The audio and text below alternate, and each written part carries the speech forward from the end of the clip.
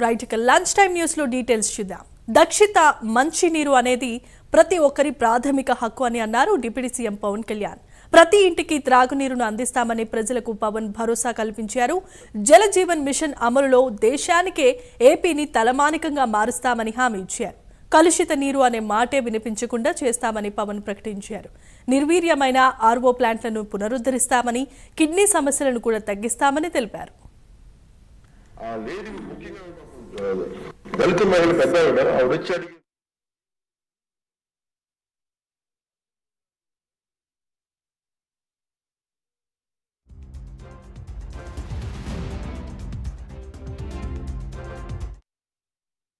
మంచినీరు అనేది ఇది ప్రాథమిక హక్కు అధ్యక్షుడు.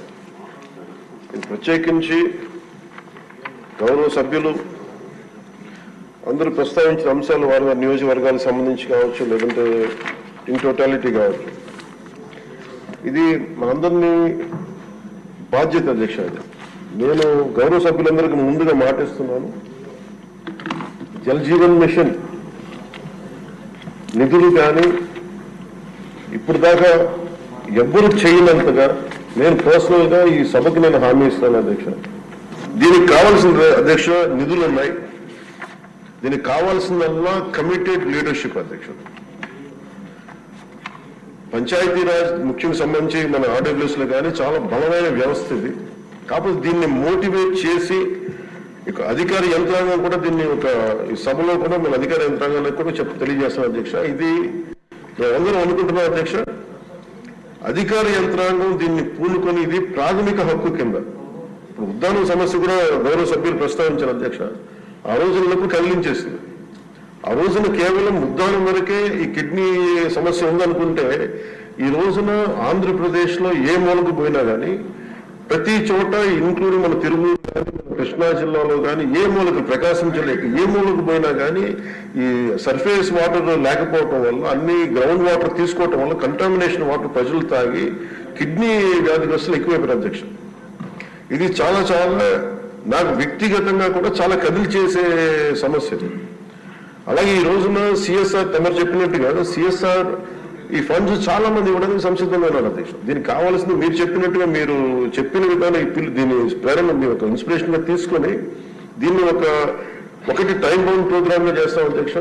అలాగే దీనికి ఒక ఇన్స్పిరేషన్ ఇచ్చేలాగా ఒక స్టేట్ లెవెల్ ఒక కాల్ నేను వ్యక్తిగతంగా తీసుకుంటాను అధ్యక్ష. మీరు చెప్పిన ఈ సూచన ప్రభుత్వంతో మనందరికీ సత్సంబంధాలు ఉన్నాయి కాబట్టి ప్రధానమంత్రి గారు కానీ కేంద్ర నాయకత్వం కూడా కోరుకుంటుంది ఏంటి అంటే జల్ జీవన్ మిషన్ ని ఆంధ్రప్రదేశ్ దీన్ని ఒక దేశానికి తలమానికంగా చేసి can become a role model to the entire nation అనేది ప్రధానమంత్రి గారు కూడా కోరుకుంటుంది.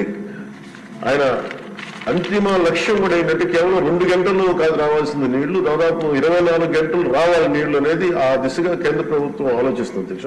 దీన్ని ప్రత్యేకించి నేను గౌరవ సభ్యులకి నాకు అది ఎగ్జాక్ట్లీ ఒక స్టిప్యులేటెడ్ టైం, నేను ఇంతనే స్టిప్యులేటెడ్ టైం నేను వెంటనే మాట్లాడలేకపోతాను అధ్యక్ష. బట్ ఈ ఉదయగిరి సంబంధించి కానీ అలాగే ఆర్ఓ ప్లాంట్స్ అడిగిన కొన్ని ప్రశ్నలు are planned at the level of 10 liters per day, sir. Jal Jeevan Mission aims at supply of clean and sustainable water at 55 liters per capita per day. Jal Jeevan Mission has been extended till March 27, Adhyaksha.